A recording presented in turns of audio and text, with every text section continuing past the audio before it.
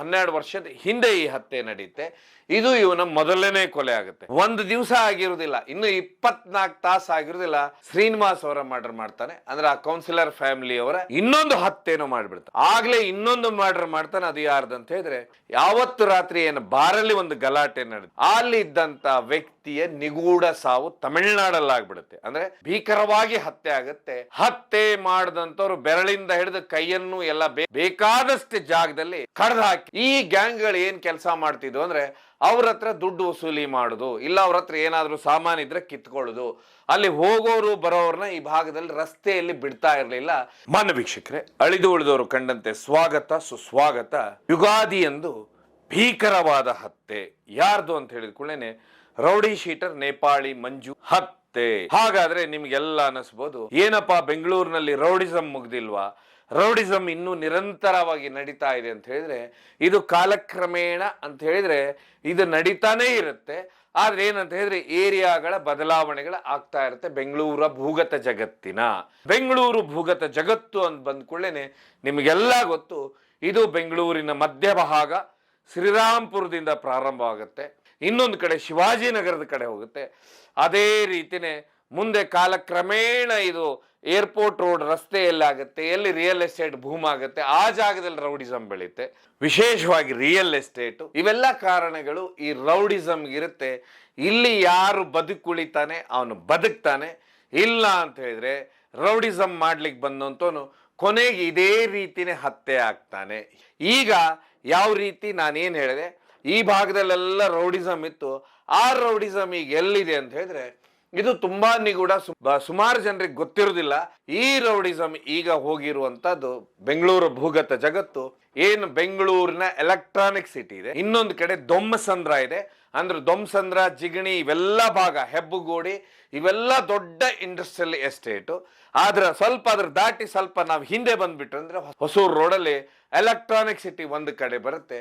ಹೀಗಾಗಿ ಇಲ್ಲಿ ಭೂಮಿಗೆ ಅತಿ ದೊಡ್ಡ ಬೆಲೆ, ಇನ್ನು ಅತಿ ಹೆಚ್ಚು ಎಲ್ಲ ರೌಡಿಸಂ ಮಾಡುವಂಥವ್ರಿಗೆ ದೊಡ್ಡ ವರದಾನ ಅಂತ ಹೇಳಿದ್ರೆ ಇಲ್ಲಿರುವಂತ ಲಕ್ಷಾಂತರ ಜನ ವಲಸಿಗ ಕಾರ್ಮಿಕರು. ಯಾಕಂತ ಹೇಳಿದ್ರೆ ಬೆಂಗಳೂರಿನಲ್ಲಿ ಇಲ್ಲೆಲ್ಲ ಫ್ಯಾಕ್ಟರಿಯಲ್ಲಿ ಕೆಲಸ ಮಾಡುವಂತವ್ರು ಉತ್ತರ ಭಾರತೀಯರು. ಹೀಗಾಗಿ ಇವರಿಗೆ ಇಲ್ಲಿ ರೌಡಿಸಂ ಮಾಡುದು ತುಂಬಾ ಸುಲಭ. ಇದು ನಿಮ್ಗೆ ಆಶ್ಚರ್ಯ ಅನಿಸ್ಬೋದು.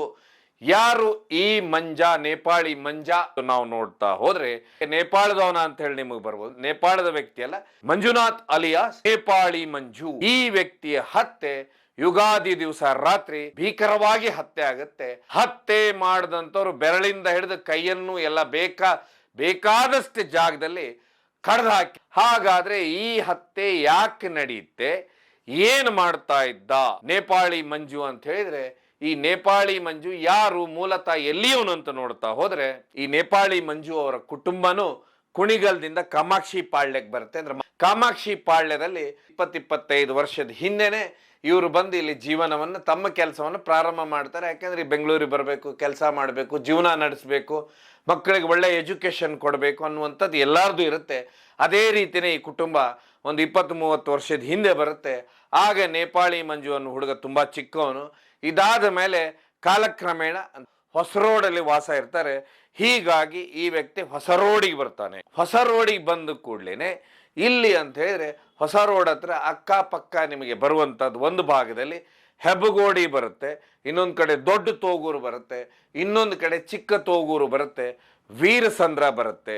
ತುಂಬಾ ವಿಶೇಷ ಅಂತ ಹೇಳಿದ್ರೆ ಇವೆಲ್ಲ ಏರಿಯಾಗಳು ಒಂದೊಂದು ದೊಡ್ಡ ದೊಡ್ಡ ತಾಲೂಕು ಇದ್ದಾಗಿದಾವೆ, ಅಷ್ಟು ಜನಸಂಖ್ಯೆ ಇದೆ ಇಲ್ಲಿ. ಆದ್ರೆ ಇವತ್ತಿನವರೆಗೂ ಇಲ್ಲಿ industrial estate, electronic city, computer centre, hub ಎಲ್ಲ ಇರೋದ್ರಿಂದ ಇದು ಇನ್ನೂ ನಗರ ವ್ಯಾಪ್ತಿ ಒಳಗ್ಪಟ್ಟಿಲ್ಲ. ಇದು ನಗರ ಸಭೆ ಹಾಗೆ ಪಟ್ಟಣ ಪಂಚಾಯತಿ ಈ ರೀತಿ ಗ್ರಾಮಾಂತರ ಪ್ರದೇಶದಲ್ಲಿನೇ ಇದು ಇವತ್ತಿಗೂ ಗುರುತಿಸ್ಕೊಳ್ಳುತ್ತೆ.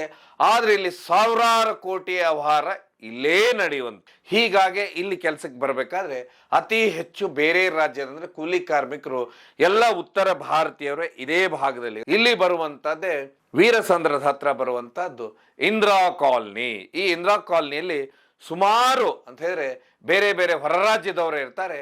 ಇಲ್ಲಿ ಏನಂತ ಹೇಳಿದ್ರೆ ಕೆಲವು ಅಂತ ಹೇಳಿದ್ರೆ ನಾವು ಸ್ವಲ್ಪ ವರ್ಷಕ್ಕೆ ಹಿಂದಕ್ಕೆ ಹೋಗ್ಬಿಟ್ರೆ ಬೆಂಗಳೂರು ಈ ಭಾಗ ಏನಿದೆ ಅಂದ್ರೆ ಇದೆಲ್ಲ ಭಾಗಗಳಲ್ಲಿ ಸುಮಾರು ಜನ ರಾತ್ರಿ ಅಂತ ಹೇಳಿದ್ರೆ ಈ ರೀತಿ ಕೂಲಿ ಕಾರ್ಮಿಕರೆಲ್ಲ ತಾವು ಸಂಬಳ ತಗೊಂಡು ಈಗ ಬರೋರು ಅಥವಾ ರಾತ್ರಿ ಬರೋ ಸಮಯದಲ್ಲಿ ಸುಮಾರು ಈ ರೀತಿ ಬೇಕಾದಷ್ಟು ಗ್ಯಾಂಗ್ಗಳಿದ್ದು ಈ ಗ್ಯಾಂಗ್ಗಳು ಏನು ಕೆಲಸ ಮಾಡ್ತಿದ್ವು ಅಂದರೆ ಅವ್ರ ಹತ್ರ ದುಡ್ಡು ವಸೂಲಿ ಮಾಡೋದು, ಇಲ್ಲ ಅವ್ರ ಹತ್ರ ಏನಾದರೂ ಸಾಮಾನು ಇದ್ರೆ ಕಿತ್ಕೊಳ್ಳೋದು, ಅಲ್ಲಿ ಹೋಗೋರು ಬರೋರನ್ನ ಈ ಭಾಗದಲ್ಲಿ ರಸ್ತೆಯಲ್ಲಿ ಬಿಡ್ತಾ ಇರಲಿಲ್ಲ. ಇವರು ಸುಮಾರು ಜನ ಈ ರೀತಿ ಟಾರ್ಗೆಟ್ ಮಾಡಿ ಮಾಡಿ ದೊಡ್ಡ ದೊಡ್ಡ ಗ್ಯಾಂಗನ್ನೇ ಕಟ್ಕೊಂಡ್ರು. ಅದೇ ರೀತಿ ಈ ನೇಪಾಳಿ ಮಂಜುನು ಸಮೇತನು ಇದೇ ಟೀಮಲ್ಲಿ ಈ ವ್ಯಕ್ತಿನೂ ಸೇರ್ಕೊಳ್ತಾನೆ. ಅವಾಗ ಇನ್ನೂ ತುಂಬಾ ಯಂಗ್ ಆಗಿರ್ತಾರೆ. ಇದೇ ರೀತಿ ಆ ಟೀಮಲ್ಲಿ ಸೇರ್ಕೊಳ್ತಾನೆ. ಇವರೆಲ್ಲ ದೊಡ್ಡ ಮಟ್ಟದಲ್ಲಿ ಹವಾ ಸೃಷ್ಟಿ ಮಾಡ್ತಾರೆ. ಯಾಕೆ ಹವಾ ಸೃಷ್ಟಿ ಮಾಡ್ತಾರೆ ಅಂದ್ರೆ ಕಾರ್ಮಿಕರ ಹತ್ರ ಬೇಕಾದಂತ ದುಡ್ಡು ವಸೂಲಿ ಮಾಡ್ಬೋದು. ಇದೆಲ್ಲಕ್ಕಿಂತ ಹೆಚ್ಚಾಗಿ ಚಿಕ್ಕ ಪುಟ್ಟ ಫ್ಯಾಕ್ಟ್ರಿಗಳಿದ್ರೆ ಅಲ್ಲಿ ದುಡ್ಡು ದೊಡ್ಡ ಮಟ್ಟದಲ್ಲಿ ದುಡ್ಡು ಬರುತ್ತೆ. ಈ ನೇಪಾಳಿ ಮಂಜುನು ಬೀಳ್ತಾನೆ ಅಂದ್ರೆ ಗ್ಯಾಂಗ್ ಅಲ್ಲಿ ಬೀಳ್ತಾನೆ. ಈಗ ಈ ರೀತಿ ಗ್ಯಾಂಗ್ಗಳಿದ್ದಾಗನು ಅದೇ ಏರಿಯಾದಲ್ಲೂ ಸುಮಾರು ಒಳ್ಳೆ ಜನರು ಇರ್ತಾರೆ. ಅದೇ ರೀತಿ ಆ ಭಾಗದಲ್ಲಿದ್ದಂಥ ಕೌನ್ಸಿಲರ್ ಏನಿರ್ತಾರೆ, ಆ ಕೌನ್ಸಿಲರ್ ಅವರ ಅಳಿಯ ಸಾಮಾಜಿಕ ಕೆಲಸವನ್ನು ಮಾಡ್ತಾ ಇರ್ತಾರೆ. ಅವರು ತುಂಬಾ ಸಮಾಜಮುಖಿಯಾಗಿರ್ತಾರೆ. ಅವರು ಈ ರೀತಿ ಗ್ಯಾಂಗ್ಗಳನ್ನ ಮಟ್ಟ ಹಾಕ್ತಿರ್ತಾರೆ ಅಂದ್ರೆ ಅವ್ರಿಗೆಲ್ಲ ಬೆನ್ನಟ್ಟಿ ಪೊಲೀಸ್ ಸ್ಟೇಷನ್ ಹೋಗಿ ಕಂಪ್ಲೇಂಟ್ ಕೊಡ್ತಿರ್ತಾರೆ ಇವ್ರ ಬಗ್ಗೆ ಎಲ್ಲ. ಯಾಕಂದ್ರೆ ಆ ಸಮಯದಲ್ಲಿ ಸುಮಾರು ಈ ರೀತಿ ಜನ ವಲಸಿಗ ಕಾರ್ಮಿಕರ ಹತ್ರ ದೊಡ್ಡ ಮಟ್ಟದಲ್ಲಿ ದುಡ್ಡು ವಸೂಲಿ ಮಾಡೋರು ಅಂತ ಹೇಳಿದ್ರೆ ಈ ಗಾರ್ಮೆಂಟ್ಸಿಗೆ ಹೋಗೋದಕ್ಕೆ ಎಷ್ಟೋ ಜನ ಸಂಜೆ ಬರೋ ಹೊತ್ತಿಗೆ ಹೆದರಿ ಬಿಡೋರು. ಆ ರೀತಿ ಪರಿಸ್ಥಿತಿ ಇದೆಲ್ಲ ಬೆಂಗಳೂರಿನ ಎಕ್ಸ್ಟೆನ್ಷನ್ ಭಾಗದಲ್ಲಿತ್ತು. ಅದೇ ರೀತಿ ಸುಮಾರು ಟೀಮ್ಗಳು ಇಲ್ಲಿ ಕೆಲಸ ಮಾಡ್ತಿರ್ತವೆ. ಯಾವಾಗ ಈ ಕೌನ್ಸಿಲರ್ ಅಳಿಯ ಅಂತ ಹೇಳಿದ್ರೆ ಮುನಿರಾಜು ಅನ್ನೋರು ಈ ರೀತಿ ಅಂತ ಹೇಳಿದ್ರೆ ಈ ರೀತಿ ಗ್ಯಾಂಗ್ ಅನ್ನ ಕಂಡ್ರೆ ತರಟೆಗೂ ತಗೊಳ್ತಾ ಇರ್ತಾರೆ.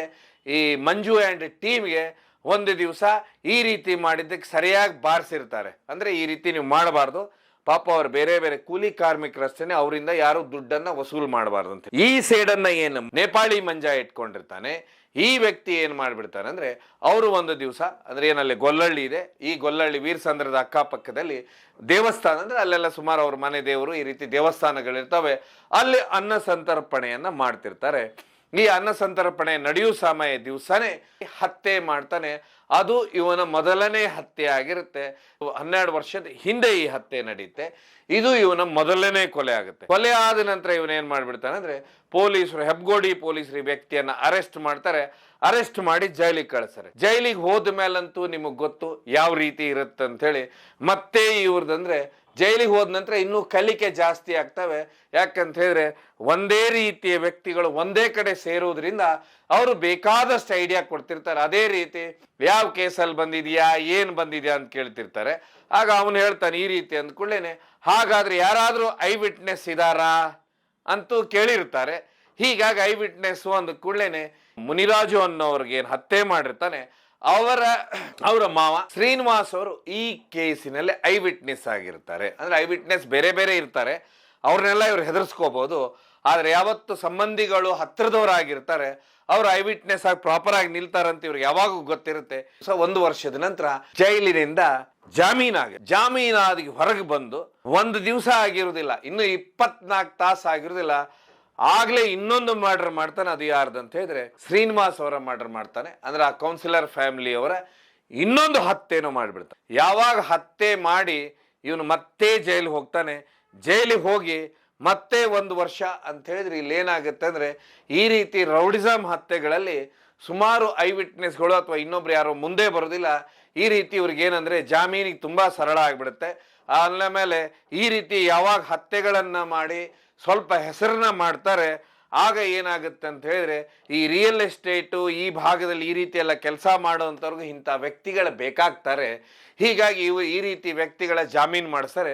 ಜಾಮೀನು ಮಾಡಿಸಿ ಹೊರಗೆ ಬಂದ ನಂತರ ಈ ವ್ಯಕ್ತಿ ಹೆಸರು ದೊಡ್ಡ ಮಟ್ಟಕ್ಕೆ ಇರುತ್ತೆ. ಯಾಕಂತ ಹೇಳಿದ್ರೆ ಆ ಏರಿಯಾದಲ್ಲಿ ಅಂದ್ರೆ ವೀರಸಂದ್ರ ಆ ಅಕ್ಕಪಕ್ಕ ಭಾಗದಲ್ಲಿದ್ದಂಥ ಏನು ಪ್ರತಿಷ್ಠಿತ ಕುಟುಂಬದವ್ರನ್ನೇ ಇಬ್ಬರನ್ನ ಹತ್ಯೆ ಮಾಡಿದ್ರಿಂದ ದೊಡ್ಡ ಹವಾ ಆಗುತ್ತೆ.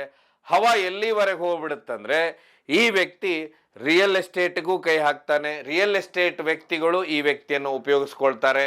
ನಂತರ ಬೇರೆ ಬೇರೆ ಇಸ್ಪೇಟ್ ಅಡ್ಡೆಗಳಿರ್ಬೋದು, ಆಮೇಲೆ ಈ ರೀತಿ ಬೇರೆ ಬೇರೆ ವ್ಯವಹಾರಗಳಿರ್ಬೋದು, ಫ್ಯಾಕ್ಟ್ರಿಗಳಿರ್ಬೋದು, ಇಲ್ಲೆಲ್ಲ ಹಪ್ತಾ ವಸೂಲಿ ಕೈ ಹಾಕ್ತಾನೆ. ಆಗ ಈ ವ್ಯಕ್ತಿಯ ಮೇಲೆ ಕಂಪ್ಲೇಂಟ್ಗಳು ಜಾಸ್ತಿ ಆಗ್ತವೆ. ಆಗ ಇಲ್ಲಿ ರೌಡಿ ಶೀಟರ್ ಓಪನ್ ಮಾಡ್ತಾರೆ ಈ ಭಾಗದಲ್ಲಿ. ಇದಾದ್ಮೇಲೆ ಕಾಲಕ್ರಮೇಣ ರೌಡಿ ಶೀಟರ್ ಓಪನ್ ಮಾಡ್ತಾರೆ. ಇದರ ಮಧ್ಯಾಹ್ನ ಒಂದು ಘಟನೆ ನಡೆಯುತ್ತೆ. ಅದು ಏನಂತ ಹೇಳಿದ್ರೆ ಒಂದು ಏನಿ ತೋಗೂರು ಭಾಗ ಇದೆ, ಈ ತೋಗೂರು ಭಾಗದಲ್ಲಿ ಒಂದು ದಿವಸ ಅಂದ್ರೆ ಒಂದು ರಾತ್ರಿ ಕ್ರಿಕೆಟ್ ಮ್ಯಾಚ್ ನಡೆದಿರುತ್ತೆ. ಇದೇ ಸಮಯಕ್ಕೆ ಈ ವ್ಯಕ್ತಿ ಬಾರಲ್ಲಿ ಕೂತ್ಕೊಂಡಾಗ ಇವನೊಟ್ಟಿಗೆ ಬೇರೆ ಬೇರೆಯವರು ಕೂತ್ಕೊಂಡು, ಈ ನೇಪಾಳಿ ಮಂಜನೊಟ್ಟಿಗೆ ಸುಮಾರು ಜನ ಕೂತ್ಕೊಂಡಿರ್ತಾರೆ, ಒಟ್ಟಿಗೆ ಕೂತ್ಕೊಂಡಿರ್ತಾರೆ. ಇವರೆಲ್ಲ ಕ್ರಿಕೆಟಿನ ಮೇಲೆ ಬೆಟ್ಟಿಂಗ್ ಆಡ್ತಿರ್ತಾರೆ. ಬೆಟ್ಟಿಂಗ್ ಮಾತಾಡುವತ್ತಿಗೆ ದೊಡ್ಡ ಮಟ್ಟದ ಸದ್ದು ಸೌಂಡ್ ಮಾಡ್ತಾ ಇರ್ತಾರೆ, ಜೋರಾಗಿ ಚೀರ್ತಾ ಇರ್ತಾರೆ, ಸಿಕ್ಸ್ ಹೊಡೆದ, ಬೌಂಡ್ರಿ ಹೊಡೆದ ಅಂತ. ಆಗ ಅಲ್ಲೊಬ್ಬ ಹುಡುಗ ಕೂತ್ಕೊಂಡಿರ್ತಾನೆ, ಮುಂದ್ಗಡೆ ಅದೇ ಏರಿಯಾದ ಇನ್ನೊಬ್ರು ಟೀಮ್ ಕೂತ್ಕೊಂಡಿರುತ್ತೆ ಅನ್ನುವಂಥ ವ್ಯಕ್ತಿ ಕೂತ್ಕೊಂಡಿರ್ತಾನೆ. ಕೂತ್ಕೊಂಡಂತ ವ್ಯಕ್ತಿ ಏನ್ ಮಾಡ್ಬಿಡ್ತಾನೆ, ಎದ್ದೋಗಿ ಹೇಳ್ತಾರೆ, ಈ ರೀತಿ ಸೌಂಡ್ ಮಾಡಬೇಡ್ರಿ, ಈ ರೀತಿ ಯಾಕೆ ಆರಾಮಾಗಿ ಕೂತ್ಕೊಳ್ಳಿ, ಈ ರೀತಿ ಬಾರ್ ಇದು ಇಷ್ಟೊಂದು ಸೌಂಡ್ ಮಾಡಿದ್ರೆ ಹೇಗಾಗತ್ತೆ ಅಂತ. ಆ ಸಮಯಕ್ಕೆ ಇವರಿಬ್ರು ಮಧ್ಯೆ ಜಗಳ ಆಗುತ್ತೆ. ಸ್ಥಳೀಯ ಅಲ್ಲೇ ಲೋಕಲ್ ಆಗಿರೋದ್ರಿಂದ ಇವ್ರ ಮೇಲೆ ಇವನ ಚೆನ್ನಾಗಿ ಹೊಡ್ಕೊಂಡ್ಬಿಡ್ತಾನೆ. ಹೊಡ್ಕೊಂಡ ನಂತರ ಅದೇನು ಅಷ್ಟು ದೊಡ್ಡ ಮಟ್ಟದಲ್ಲಿ ಪೊಲೀಸ್ ಕೇಸ್ ಆಗುದಿಲ್ಲ. ಯಾಕಂದ್ರೆ ಈ ವ್ಯಕ್ತಿ ಹೆಸರುವಾಸಿ ರೌಡಿ, ಇನ್ನು ಆ ವ್ಯಕ್ತಿ ಕಡೆಯಿಂದ ಹೊಡೆಸ್ಕೊಂಡೆ ಅಂತ ಹೇಳಿದ್ರೆ ಇನ್ನು ಮರ್ಯಾದೆ ಕಡಿಮೆ ಆಗುತ್ತೆ. ಆಮೇಲೆ ಅವನು ಹೊಡೆದಿರ್ತಾನೆ. ನಂತರ ಅವ್ರ ಪಾಡಿಗೆ ಅವರು ಹೋಗ್ತಾರೆ. ಇದಾದ ಮೇಲೆನೆ ಲೋಕಸಭಾ ಚುನಾವಣೆ ಬರುತ್ತೆ. ಚುನಾವಣೆ ಸಮಯದಲ್ಲಿ ಈ ರೌಡಿಸಂ ದೊಡ್ಡ ಮಟ್ಟದಲ್ಲಿ ಹೆಸರು ಇರುವುದರಿಂದ ಈ ಭಾಗದಲ್ಲಿ ಈ ನೇಪಾಳಿ ಮಂಜನ್ನ ಗಡಿಪಾರ್ ಮಾಡ್ತಾರೆ. ಅವನ ಮೂಲ ಊರು ಏನಿದೆ ಕುಣಿಗಲಿ ಮಾಡ್ತಾರೆ. ಇದೇ ಸಮಯಕ್ಕೆ ಏನಾಗ್ಬಿಡುತ್ತೆ ಅಂದ್ರೆ, ಯಾವತ್ತು ರಾತ್ರಿ ಏನು ಬಾರಲ್ಲಿ ಒಂದು ಗಲಾಟೆ ನಡೆದಿರುತ್ತೆ, ಅಲ್ಲಿ ಇದ್ದಂತ ವ್ಯಕ್ತಿಯ ನಿಗೂಢ ಸಾವು ತಮಿಳ್ನಾಡಲ್ಲಾಗ್ಬಿಡುತ್ತೆ. ಅಂದ್ರೆ ಅನ್ನುವಂತ ವ್ಯಕ್ತಿ ಇರ್ತಾರೆ, ಅವರ ನಿಗೂಢ ಸಾವು ತಮಿಳ್ನಾಡಲ್ಲಾಗ್ಬಿಡುತ್ತೆ. ತಮಿಳ್ನಾಡಲ್ಲಿ ಒಂದು ಕಾಡಲ್ಲಿ ಆ ಕೇಸಿನ ವಿಚಾರಣೆ ತಮಿಳ್ನಾಡು ಪೊಲೀಸರು ಮಾಡ್ತಾರೆ. ಯಾಕಂದ್ರೆ ಇಲ್ಲಿ ಆನೆಕಲ್ಲು ಈ ಭಾಗ ಏನು ಎಲೆಕ್ಟ್ರಾನಿಕ್ ಸಿಟಿ ಇವೆಲ್ಲ ಭಾಗಗಳಿದೆ, ಇಲ್ಲಿ ಸುಮಾರು ಬಾರಿ ಮರ್ಡರ್ಗಳಂದ್ರೆ ಆ ಭಾಗದಲ್ಲಾಗುತ್ತೆ, ಇಲ್ಲ ಈ ಭಾಗದಲ್ಲಾಗುತ್ತೆ. ಸುಮಾರು ಜನರನ್ನ ಆ ಸೈಡ್ ಕರ್ಕೊಂಡೋಗಿ ಮರ್ಡರ್ ಮಾಡಿಬಿಡ್ತಾರೆ. ಇಲ್ಲ ಇವ್ರು ಇಲ್ಲಿ ಏನಾದ್ರು ಮರ್ಡರ್ ಮಾಡಿದ್ರೆ ಆ ಭಾಗಕ್ಕೆ ಓಡೇ ಬಿಡ್ತಾರೆ. ಇದು ಸರ್ವೇ ಸಾಮಾನ್ಯ ಗಡಿ ಪ್ರದೇಶವಾಗಿರೋದು. ಅದೇ ರೀತಿ ಅಲ್ಲಿ ಭೀಕರವಾಗಿ ಹತ್ಯೆ ಆಗುತ್ತೆ. ಆಗ ಅವರ ಆ ವ್ಯಕ್ತಿಯ ಹತ್ಯೆ ಕೇಸಿನಲ್ಲಿ ಇದೇ ವ್ಯಕ್ತಿಯನ್ನ ತಮಿಳ್ನಾಡು ಪೊಲೀಸರು ಅಂದ್ರೆ ನೇಪಾಳಿ ಮಂಜನ್ನ ಹಿಡ್ಕೊಂಡು ಹೋಗ್ತಾರೆ. ಹಿಡ್ಕೊಂಡೋಗಿ ತಮಿಳ್ನಾಡಿನ ಧರಂಪುರಿ ಜೈಲಲ್ಲಿ ಇಡ್ತಾರೆ. ಧರಂಪುರಿ ಜೈಲಲ್ಲಿ ಇಟ್ಟ ಮೇಲೆ ಈ ವ್ಯಕ್ತಿಯ ಸದ್ದು ಸುದ್ದಿ ಈ ಭಾಗದಲ್ಲಿ ಇರುವುದಿಲ್ಲ. ಅಂದ್ರೆ ಏನು, ಎಲೆಕ್ಟ್ರಾನಿಕ್ ಸಿಟಿ ಇದೆ, ಹೆಬ್ಬಗೋಡಿ ಇದೆ, ದೊಡ್ಡ ತೋಗೂರು, ಚಿಕ್ಕ ತೋಗೂರು, ಈ ಭಾಗದಲ್ಲಿ ವೀರ್ಸಂದ್ರ ಈ ಭಾಗದಲ್ಲಿ ವ್ಯಕ್ತಿಯ ಏನೂ ಸುದ್ದಿ ಇರುವುದಿಲ್ಲ. ಅದಾದ ಮೇಲೆನೆ ಬೇಲಾಗುತ್ತೆ ಆ ಕೇಸಲ್ಲಿ. ಅಲ್ಲಿವರೆಗೆ ಈ ವ್ಯಕ್ತಿಯ ಮೇಲೆ ಅಂದ್ರೆ 3 ಕೊಲೆ ಕೇಸ್ಗಳ ವಿಷಯದಲ್ಲಿ ಈ ವ್ಯಕ್ತಿ ಜೈಲು ಹೋಗಿರ್ತಾನೆ. ಜಾಮೀನಿನಲ್ಲಿ ಹೊರಗೆ ಬರ್ತಾನೆ. ಹೊರಗೆ ಬಂದಾದ ನಂತರನು ಈ ವ್ಯಕ್ತಿಯ ಸುದ್ದಿ ಏನಷ್ಟೇನು ಇರುವುದಿಲ್ಲ. ಎಲ್ಲ ಎಲ್ಲಿದ್ದಾನೆ ಏನು ಅಂತ ಗೊತ್ತಿರೋದಿಲ್ಲ. ಆದ್ರೆ ಗಡಿಪಾರಿನಲ್ಲಿ ಇರ್ತಾನೆ. ಈ ಏರಿಯಾಗೆ ಬರುವಾಗಿರುವುದಿಲ್ಲ. ಅದರ ಮಧ್ಯಾಹ್ನ ಮೊನ್ನೆ ಯುಗಾದಿ ದಿವಸ ಏನಾಗ್ಬಿಡುತ್ತೆ, ತನ್ನ ಗಾಡಿ ತಗೊಂಡು ತಾನು ಬರ್ತಾನೆ. ಬಂದಂತವನು ಏನ್ ಮಾಡ್ಬಿಡ್ತಾನೆ ಅಂದ್ರೆ, ಮತ್ತೆ ನಾನು ಯಾರೋ ಗೊತ್ತಾ ಅಂತ ಹೇಳಿ ಏನು ಯುಗಾದಿ ದಿವಸ ಈ ಭಾಗದಲ್ಲಿ ಇಸ್ಪೇಟ್ ಅಡ್ಡಗಳು, ಸುಮಾರು ಇಸ್ಪೇಟ್ಗಳು ಅಲ್ಲೆಲ್ಲೆಲ್ಲೆಲ್ಲ ಆಡ್ತಿರ್ತಾರೆ. ಸ್ವಲ್ಪ ಔಟ್ಸ್ಕಟ್ ಏರಿಯಾ ಆಗಿರೋದ್ರಿಂದ ಈ ಜಾಗದಲ್ಲಿ ಎಲ್ಲೆಲ್ಲಿ ಇಸ್ಪೇಟ್ ಆಡ್ತಾನೆ ಅಲ್ಲಿ ಬೆಳಗ್ಗೆಂತ್ರ ಹೋಗ್ಲಿಕ್ಕೆ ಶುರು ಮಾಡ್ತಾನೆ. ನಾನ್ಯಾರು ಗೊತ್ತಾ, ಹಾಗೆ ಹೀಗೆ ಅಂತೇಳಿ. ಇದೇ ರೀತಿ ಹೋಗ್ತಾ ಇವನು ಮಧ್ಯಾಹ್ನ ಏನ್ ಮಾಡ್ಬಿಡ್ತಾನೆ, ಅಲ್ಲಿ ಏನಾಗುತ್ತೆ ಅಂತ ಹೇಳಿದ್ರೆ ಅಲ್ಲಿ ಅವರಿಬ್ಬರ ಮಧ್ಯೆ ಸ್ವಲ್ಪ ಟಕಾಫರ್ ಆದ ನಂತರ ಇವನ್ ಪಾಡಿಗೆ ಇವನು ಹೊರಟೋಗ್ಬಿಡ್ತಾನೆ. ಹೊರಟೋದಂತವನಿಗೆ ಅಂದ್ರೆ ಈಗ ನಾನೇನ್ ಹೇಳಿದೆ ವೀರಸಂದ್ರ ಆ ಭಾಗದಲ್ಲಿ ಅಲ್ಲಿಂದ ಹೊರಟೋದಂತ ವ್ಯಕ್ತಿ ಏನಾಗುತ್ತೆ ಅಂದ್ರೆ, ಇನ್ನು ಬೇರೆ ಬೇರೆ ಕಡೆ ಇಸ್ಪೇಟ್ ಆಡ್ತಿರ್ತಾರಂತ ಇವನಿಗೆ ಗೊತ್ತಿರುತ್ತೆ, ಎಲ್ಲೆಲ್ಲ ಆಡ್ತಿರ್ತಾರೆ ಏನು ಅಂತ ಹೇಳಿ. ಅದೇ ರೀತಿನೇ ಒಂದು ಜಾಗದಲ್ಲಿ ಅಂದ್ರೆ ಆ ವೀರಸಂದ್ರ ಏನೇನು ಜಮಖಾನ ಹಾಕೊಂಡು ಆ ಭಾಗದಲ್ಲಿ ಅವ್ರೇನೋ ಆ ಸಮಯದಲ್ಲಿ ಅವರ ಯುಗಾದಿ ಹಬ್ಬವನ್ನ ಆಚರಣೆ ಮಾಡ್ತಿರ್ತಾರೆ. ಅಂದ್ರೆ ಅಲ್ಲಿಗೆ ಎಂಟ್ರಿ ಆಗ್ತಾನೆ ಇವನು. ಅಲ್ಲಿಗೆ ಎಂಟ್ರಿ ಆದಂತವ್ನು ಇವನ್ ಜೋಡಿ ಇವನ್ ಹುಡುಗರು ಇರ್ತಾರೆ, ಇವನು ಬರ್ತಾನೆ. ಆಗ ಅಲ್ಲಿ ಅಂದ್ರೆ ಪೊಲೀಸರು ಇವರೇ ಆರೋಪಿಗಳಂತೇಳಿ ಅಬ್ಸ್ಕ್ಯಾಂಡಲ್ ಇದ್ದಾರೆ, ಅವರನ್ನ ಹುಡುಕ್ತಾ ಇದ್ದಾರೆ ಪೊಲೀಸರು. ಹುಡುಕ್ತಾ ಇರುವಂತವ್ರ ಹೆಸರು ಏನಂತ ಹೇಳಿದ್ರೆ ಜಗ್ಗ. 3 ಜನ ಅಂದ್ರೆ ಒಟ್ಟು 5 ಜನನ ಪೊಲೀಸರಿಗೆ ಹುಡುಕ್ತಾ ಇದ್ದಾರೆ. ಅದ್ರಲ್ಲಂದ್ರೆ ಅಲ್ಲಿದ್ದಂತ ಬೇರೆ ಪ್ರತ್ಯಕ್ಷದರ್ಶಿಗಳು ಹೇಳಿದ ಪ್ರಕಾರ ಇದ್ರೆ ಏನ್ ಈ ವ್ಯಕ್ತಿ ನೇಪಾಳಿ ಮಂಜು ಇದ್ದಾರೆ, ಇವನ್ ಏನ್ ಮಾಡಿರ್ತಾನೆ ಅಂದ್ರೆ ಬೆಳಗ್ಗೆ ಮಧ್ಯಾಹ್ನದಿಂದ ಏನ್ ಪೂರ್ತಿ ತಿರ್ಗಿರ್ತಾನೆ ಎಲ್ಲ ಏರಿಯಾದಲ್ಲಿ. ನಾನು ಯಾರು ಗೊತ್ತಾ ಹಾಗೆ ಹೀಗೆ ಅನ್ಕೊಂಡು ತನ್ನ ಹಳೆ ಹವಾನ ಅಂದ್ರೆ ಗಡಿಪಾರಾಗಿರ್ತಾನೆ, ಅದ್ರ ಮಧ್ಯಾಹ್ನ ಹವಾ ತೋರಿಸ್ಕೊಂಡು ಎಲ್ಲರಿಗೂ ಹೇಳಿರ್ತಾನೆ. ಏನ್ ಹೋಗಿರ್ತಾನೆ. ಹೋದ ನಂತರ ಇವನಿಗೆ ಏನು ಫೋನ್ ಬರುತ್ತೆ, ಇಂಥ ಜಾಗದಲ್ಲಿ ಇಸ್ಪೇಟ್ ಆಡ್ತಿದ್ದಾರೆ ಅಥವಾ ಕೂತ್ಕೊಂಡಿದಾರಂತೆ. ಅವಾಗ ಫೋನ್ ಬರುತ್ತೆ. ಫೋನ್ ಬಂದ ಕೂಡಲೇ ಮತ್ತೆ ಆ ಜಾಗಕ್ಕೆ ಬರ್ತಾನೆ. ಯಾಕಂದ್ರೆ ಇವ್ರು ಯಾರು ಇಸ್ಪೇಟ್ ಆಡೋರು ನೋಡುವ ಅಂತೇಳಿ ಬಂದ ಕೂಡಲೇ ಅಲ್ಲಿದ್ದಂಥದ್ದೇ ಮಧ್ಯಾಹ್ನ ಸಿಕ್ಕಂತ ಇದೇ ತಂಡ ಅಂದ್ರೆ ಈ ಪೊಲೀಸರು ಯಾರನ್ನ ಹುಡುಕ್ತಾ ಇದ್ದಾರೆ, A1, A2, A3, A4, A5 ಅಂತ ಹೇಳಿ ಒಟ್ಟು 5 ಜನ ಹುಡುಕ್ತಾ ಇದ್ದಾರೆ ಈ ಪೊಲೀಸರು. ಅಂದ್ರೆ ಇವರೆಲ್ಲ ಇದ್ದಾರೆ ಅನ್ನುವಂಥದ್ದು ಅಲ್ಲಿ ಇದ್ದಂಥವ್ರ ಮಾಹಿತಿ ಬಂದಿರೋ ಪೊಲೀಸರಿಗೆ ಹುಡುಕ್ತಾ ಇದ್ದಾರೆ. ಆ ವ್ಯಕ್ತಿಗಳ ಮಧ್ಯೆ ಇವರಿಗೆ ಬರ್ತಾನೆ. ಬಂದಂತವ್ನು ಇಳಿದು ಬಂದ ಕೂಡ್ಲೇನೆ ನಾನು ಯಾರು ಗೊತ್ತಾ ಅಂತಾನೆ. ಗೊತ್ತು ಅಂತ ಹೇಳಿ ಹೀಗೆ ಮಾತಾಡ್ತಾರೆ. ನೀವೇನ್ ಮಾಡ್ತೀರಿ? ಇಬ್ರ ಮಧ್ಯೆ ಜಗಳ ಶುರುವಾಗುತ್ತೆ. ಜಗಳದಲ್ಲಿ ಯಾರನ್ನು ಹುಡುಕ್ತಾ ಇದ್ರೆ ಈ ನೇಪಾಳಿ ಮಂಜನ್ ಮಧ್ಯೆ ಭೀಕರವಾಗಿ ಫೈಟ್ ಆಗುತ್ತೆ. ಫೈಟ್ ಅಲ್ಲಿ ಅಂತ ಹೇಳಿದ್ರೆ ಏನೀಗ ಪೊಲೀಸರು ಯಾರನ್ನು ಹುಡುಕ್ತಾ ಇದ್ರೆ ಅವ್ರ ಕೈಗೆ ಮತ್ತೆ ಸರಿಯಾಗಿ ತಲೆ ಎಲ್ಲ ಭೀಕರವಾಗಿ ಕೊಚ್ಚ ಹಾಕಿದಾಗ ಅಲ್ಲೇ ಬಿದ್ದು ಕೊನೆ ಉಸಿರು ಎಳಿತಾನೆ ನೇಪಾಳಿ ಮಂಜ. ಆವತ್ತು ಯುಗಾದಿಗೆ ಆ ಏರಿಯಾಗೆ ಬಂದು ನನ್ನ ಹವಾನು ಇನ್ನೂ ಇದೆ ಅಂತ ತೋರಿಸ್ಲಿಕ್ಕೆ ಹೋಗಿ ಯಾವ ರೀತಿ ಭೀಕರವಾಗಿ ಹತ್ಯೆ ಆಗುತ್ತೆ ಅನ್ನೋದೇ ಈ ಕೇಸಿನಲ್ಲಿ ಬರುವಂತ ಪ್ರಮುಖ ವಿಚಾರ. ಇದೆಲ್ಲದಕ್ಕಿಂತ ವಿಶೇಷ ಅಂತ ಹೇಳಿದ್ರೆ ಬೆಂಗಳೂರಿನ ಭೂಗತ ಜಗತ್ತು ಈಗ ಎಲ್ಲಿದೆ ಅಂತ ಹೇಳಿ ನಿಮ್ಗೆಲ್ಲರಿಗೂ ಗೊತ್ತಾಗುತ್ತೆ. ಅಂದ್ರೆ ಈ ಬೆಂಗಳೂರಿನ ಭೂಗತ ಜಗತ್ತು ಏನು ನಾನೀಗ ಹೇಳಿದೆ, ಎಲೆಕ್ಟ್ರಾನಿಕ್ ಸಿಟಿ, ಹೆಬ್ಬುಗೋಡಿ ಈ ಭಾಗ ಸುತ್ತು ಪೂರ್ತಿ ದೊಡ್ಡ ಮಟ್ಟದಲ್ಲಿದೆ. ಯಾಕೆಂದ್ರೆ ಇಲ್ಲಿ ಇರುವಂತ ಭೂಮಿಯ ಬೆಲೆ, ಫ್ಯಾಕ್ಟ್ರಿಗಳು, ಇದೆಲ್ಲದಕ್ಕಿಂತ ಹೆಚ್ಚಾಗಿ ಕಾರ್ಮಿಕರು. 5 ಜನ ನೀವು ಪೊಲೀಸರು ಹುಡುಕ್ತಾ ಇದ್ರೆ ಅವರು ಹುಡುಕಿದ ನಂತರ ಅವರನ್ನ ಅರೆಸ್ಟ್ ಮಾಡಿ ಪೊಲೀಸ್ ಸ್ಟೇಷನ್ಗೆ ತಂದ ನಂತರನೇ ಗೊತ್ತಾಗುತ್ತೆ ಈ ಹತ್ಯೆ ಯಾಕಾಯ್ತು, ಅಥವಾ ಈ ಕೇವಲ ಒಂದು ರಿವೆಂಜಿನಿಂದ ಆಯ್ತಾ, ಆದ್ರೆ ಇನ್ನೇನಾದ್ರೂ ಕಾರಣ ಇದೆ ಅಂತೇಳಿ ಸಂಪೂರ್ಣವಾಗಿ ತನಿಖೆಯಿಂದ ಗೊತ್ತಾಗಬೇಕು. ಅದೆಲ್ಲದಕ್ಕಿಂತ ಹೆಚ್ಚಾಗಿ ಈಗೇನು ಪೊಲೀಸರು ಹೇಳ್ತಾ ಇದ್ದಾರೆ ಅವರೇ ಇದ್ರ ಅಥವಾ ಇನ್ಯಾರು ಇದ್ರ ಅಂತ ಹೇಳಿ ಅವರು ಸಿಕ್ಕ ನಂತರ ಅಷ್ಟೇ ಗೊತ್ತಾಗಬೇಕು. ರೌಡಿಸಮ್ ದಯವಿಟ್ಟು ಇನ್ನೂ ಕಡಿಮೆ ಆಗಬೇಕು.